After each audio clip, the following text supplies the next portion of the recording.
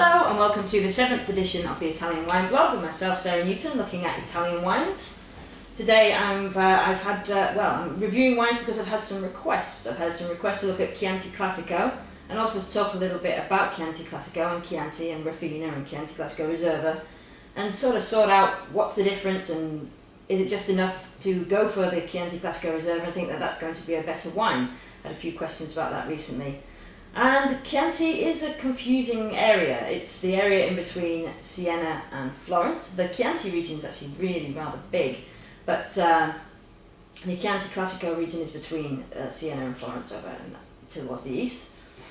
And basically there are these DOCs, DOCGs have just basically different rules and regulations that try to control the quality of the wine. So if we have a Chianti Classico, this would mean that it's been aged longer, about I think it's 10 months minimum for a Chianti Classico compared to 3 months in barrel for a regular Chianti.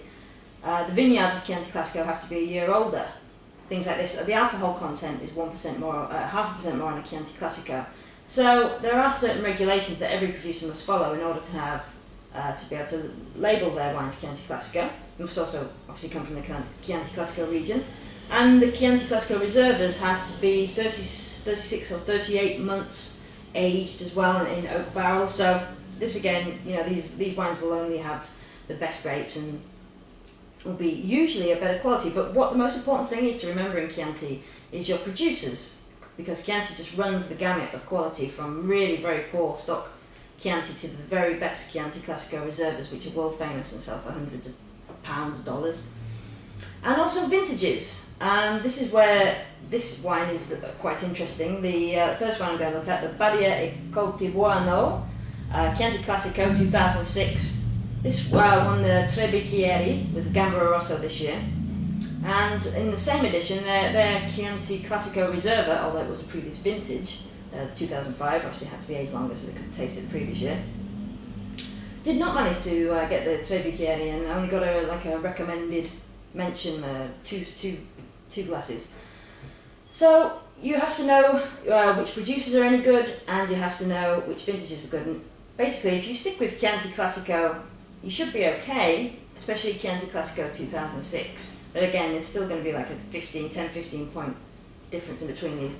Price isn't always an indicator either. So complicated. If you're going to go for Chianti Classico, you can be paying anywhere between sort of 10 and 20 pounds. If you want to go for the best ones, would be, I've reviewed a lot of them on the blog, that's why they're not here today, the more famous names, would be the Antinori Chianti Classico. I really enjoyed that. The Felsina, which is one I reviewed last month, that's probably, I think it's the best producer of Chianti. Fontodi and Capinelli, there's a few others, Castello d'Ama I think. If you stick with those, or maybe these, we'll see, you should be able to find that your Chianti Classico days are not frightening or numbered. Okay, so let's start with this one, the 2006 Badia e Coltibuano Chianti Classico. These wines are both from 2006. They're both obviously mainly Sangiovese. This one has something else, Caniolo Nero, only 10%. Both the same alcohol, 13.5. The only difference really, obviously both in the same growing area. Also, the only difference is that this wine is a biodynamic wine, basically an organic wine. There's no, there's minimal sulfites, and they use the indigenous yeasts. No chemicals are used at the vineyards. Everything's hand picked. So they're trying to produce a more natural wine. This one isn't. But that doesn't mean it's not as nice. So we shall see. Okay, so let's try this one. This wine was £19. Butler's Wine Cellar. £19 is quite a lot for a Chianti Classico. It's a lot cheaper in the US. Ultimate Wine Shop has it for about $15.99. Okay, so you can see that's actually a little lighter than I thought it was going to be. It's a kind of light ruby red.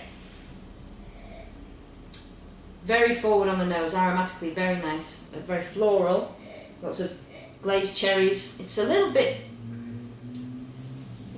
dusty actually. It's like, I don't know why that would be. I don't know if that's something you would normally find in these biodynamic wines.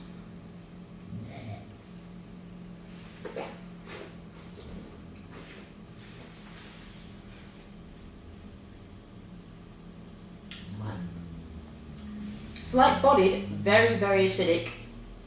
Not a lot of tannins. Nice fresh fruit. Just really high acid.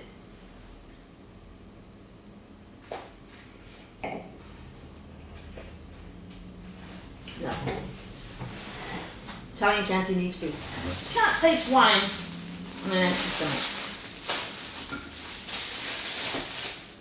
There's not much you can do on an empty stomach. Apart from swim. I think swimming on an empty stomach is the way you're supposed to do it. Okay, so this is brie. Not Italian. It's cheese. It's food.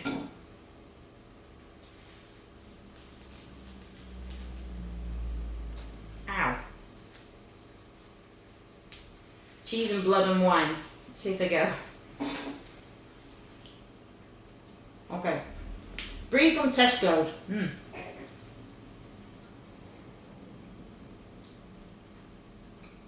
Probably used to be better with pizza, but I mean, what's pizza and bread and cheese? Put some tomatoes out.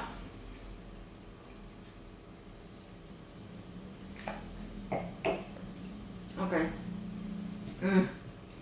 Still quite a watery finish. Like my cup. Still,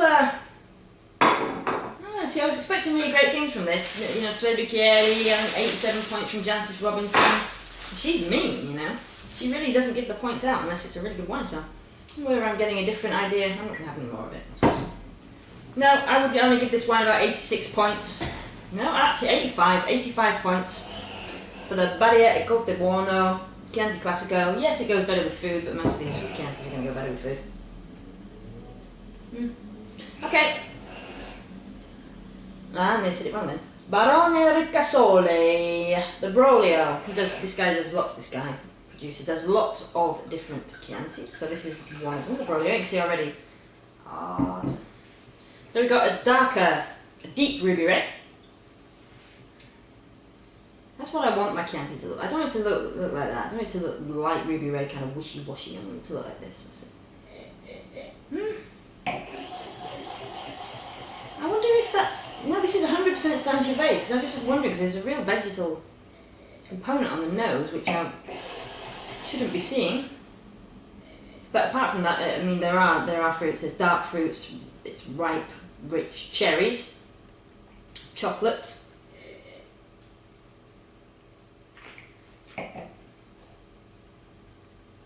Much more body to this wine. This one was very light. It was kind of mid to almost more mid body.